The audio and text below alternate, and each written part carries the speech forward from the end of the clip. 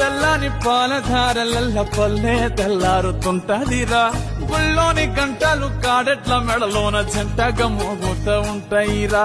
నాగలి భుజాన పెట్టుకుంటే దోస్తులు చెయ్యేసినట్టేరా కొట్టు గోదా పక్కన ఉంటే కొండంత బలగం ఉన్నట్టురా చల్లగాలి మోసుకొచ్చెరా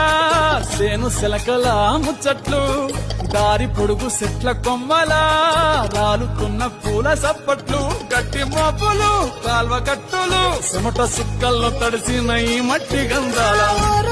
పల్లెటూరు దీని తీరే అమ్మ తీరు